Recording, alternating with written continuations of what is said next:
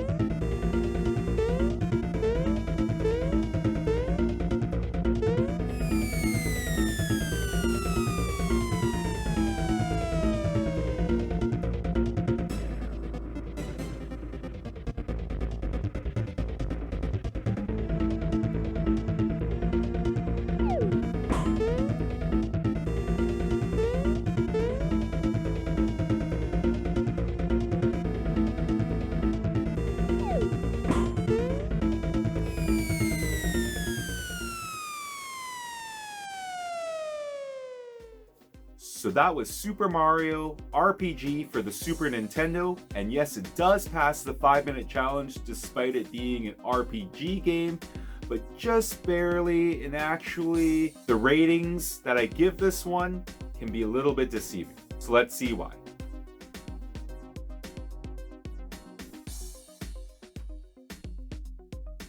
So for audio and music, I'm going to give this game 9 out of 10.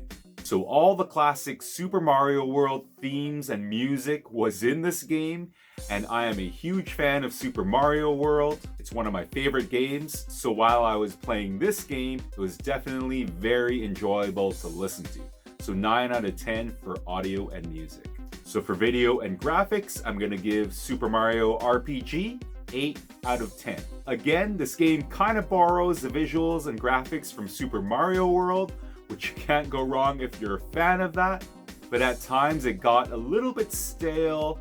It was too much like Super Mario World, so I kind of wanted to see something a little bit different out of this game, but still very enjoyable, 8 out of 10. So now for all important gameplay.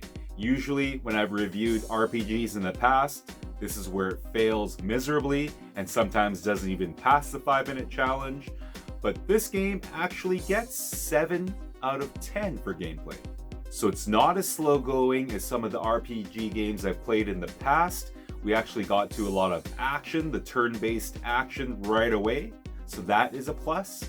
Also, the controls were really dynamic and smooth. The way you could move Mario diagonally and actually jump on the screen. It almost made this game feel like it had a little bit of an open world concept to it, even though it was a linear RPG. But again, despite being a Mario game and with all the smoothness of the controls, in the end, it's still a turn-based combat game. And unfortunately, I don't enjoy those as much as the actual platformer of Mario. But overall, it was still a pretty fun game, even though it scored really high on the audio and visual and pretty good on gameplay. I thought it was a little bit deceiving because when I sat down and gave it my score, I still felt like it just barely passed the 5-minute challenge being an RPG game. So because of that, I'm gonna give Super Mario RPG Legend of the 7 Stars for the Super Nintendo a final score of 6.5 Marios out of 10.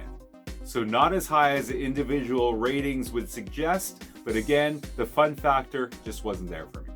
Let me know in the comments what you guys think, if you've had fun with this game. I know I've seen people I subscribe to, like Bizarbra, play this game live on the Switch, and many of you absolutely love it. I will probably have to spend a little bit more time with this game. Being a Mario fan, I know I'll probably grow to love it.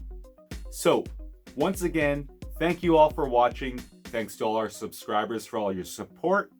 And we'll see you next week on the next 5-minute gameplay challenge. Until then, keep fit and have fun.